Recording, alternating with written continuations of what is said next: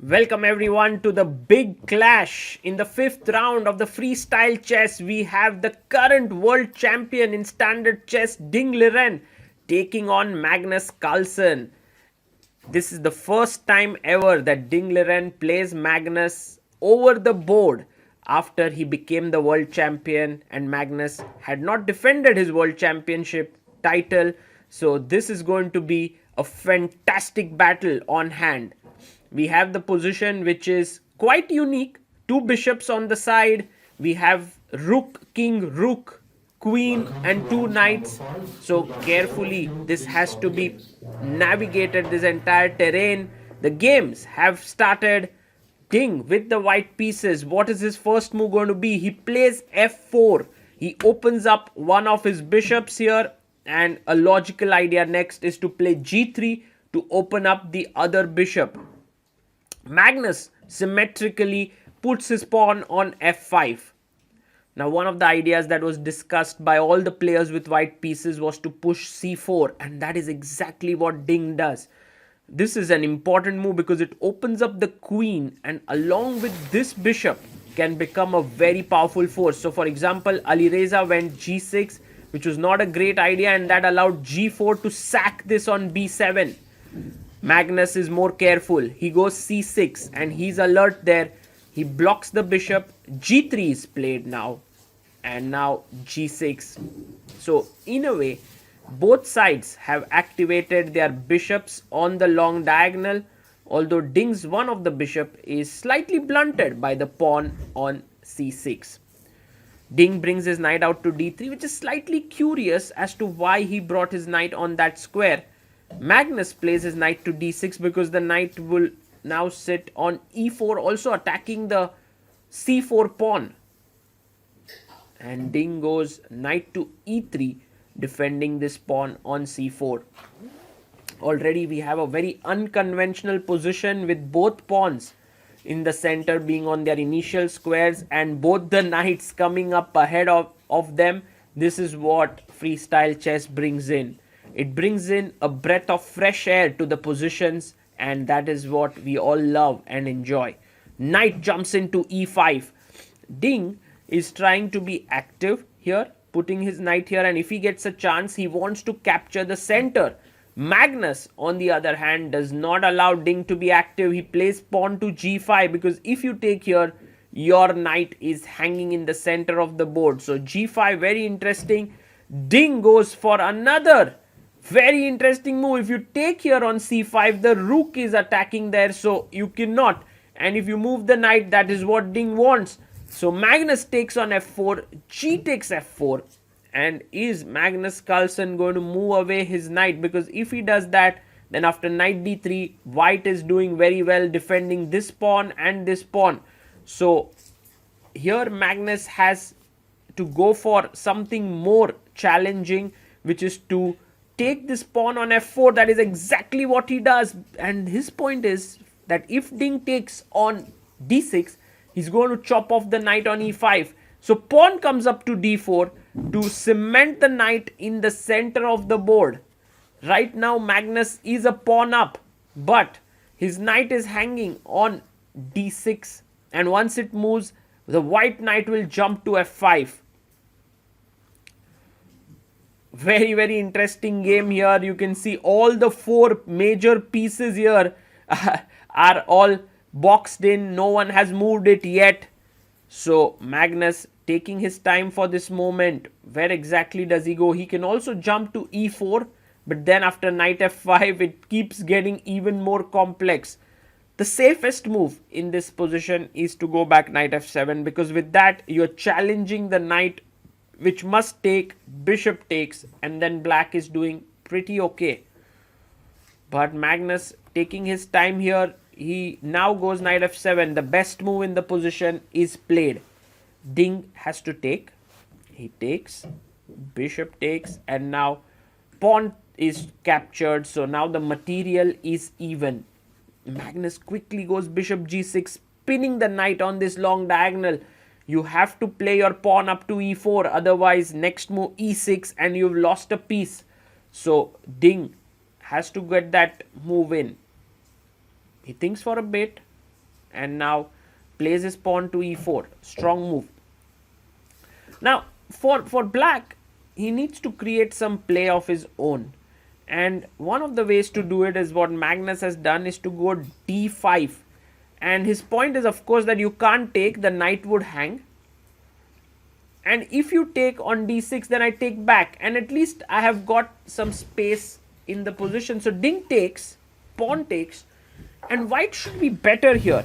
If he gets his knight back to g3, now he's controlling this and the bishop. But the problem here is that the central pawns are a little too soft for the time being, and it's not so easy to sort of protect each one of them, especially with the king being here.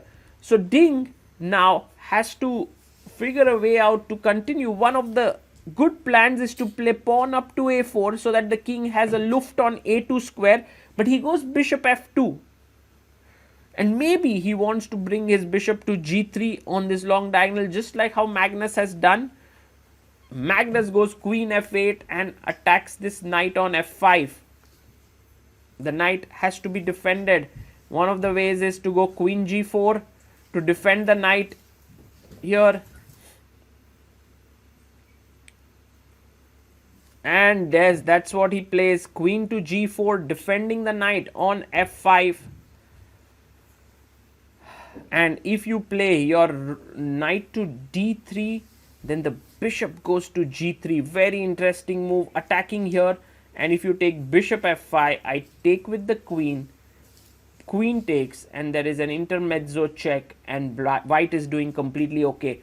So these are some of the lines that are possible, and that's the reason why Magnus takes the knight on f5.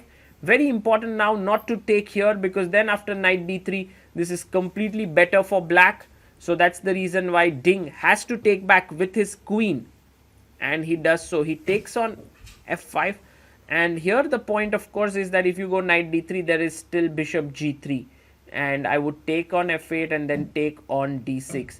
So that's the reason why the queens have been traded, and Ding has taken with the pawn. And Magnus goes, whoa, short castle. What a move by Magnus. No one had seen that coming, I believe, because if you saw here, if knight d3, there was this bishop g3 idea and taking here.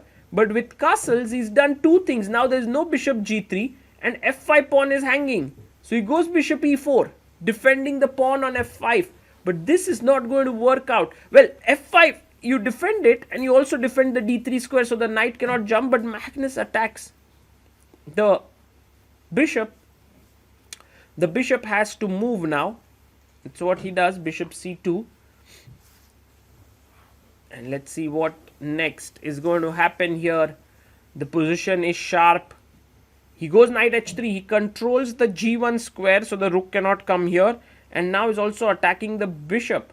Bishop e3 is possible, but then there's rook e8 attacking the bishop. It's slightly uncomfortable there. And if you don't play that, then your bishop can be taken, and then d4 pawn is hanging. But a good idea was bishop h4, so that after takes, you can start to activate with this f pawn. You know, it's not such an easy decision, and that's the reason why Ding goes rook f1. But this is a bad move, because now you will see that Magnus chops off the bishop, rook takes, and is going to take the pawn on d4. That's what he does. He's pawn up now. And although the opposite colored bishops here, white has a light squared bishop, black has a dark squared bishop, does give white some drawing chances, yet it is not going to be enough. King goes to f7, he castles long, and now attacks this bishop. Very interesting. The king hadn't moved yet, and he's castled. Now one of the normal moves, oh, rook g8, what an excellent move this is. You can't take on d4 because g2 is hanging. And if you take here on g8, then I have an intermezzo check, and then I take it.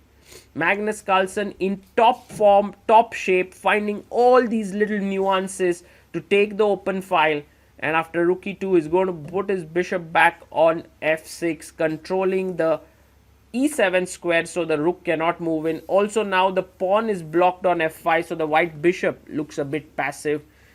Ding goes rook e1. He somehow wants to activate his rooks there. but there's no real way to get in. One plan could be to go rook e6, rook d6 and rook d7. That could be an idea, but rook g4 played, rook comes to e6. And how does black continue here? He goes rook to g2 and he's attacking the pawn on h2 that needs to be saved. Ding wanted to bring his rook back, but now decides to bring the rook 1 to e2. One thing is absolutely clear, that white is struggling here in this position, but for black to make progress would also not be easy. Rook takes rook and he brings the other rook onto the g file. Maybe now the bishop comes up. So his plan is to bring king c2 and slowly start building rook g4 by Magnus. He finds all these moves quite easily. After all, he's one of the best in the world when it comes to conversions. Rook e5, rook h4 played. And now if the bishop can actually be transferred here, it would be excellent because there's no way to defend that pawn. And so Magnus can go bishop e7. That's exactly what he's doing. He wants to play bishop d6, put his king on f6, and he should be doing excellently. Rook f2 played, and I guess the point is, if you go bishop d6, I can try for f6 to attack here. And so Magnus may want to be very accurate. He goes bishop c5 and he tells Ding, if you now move your rook away, I'm going to go bishop d6 and now take here, which is going to be sort of curtains into the game. So that's the reason why bishop c5 has been played. And now Ding, of course, is very, very upset. He lost all the 4 games yesterday and this is now the 5th game. He stops the clock, resigns. Magnus Carlsen triumphs in the first game between the two world champions. In fact, Magnus is the 16th world champion, Ding is the 17th, and their first encounter over the board was in Chess 960 or Freestyle chess, and it has been won by Magnus Carlsen.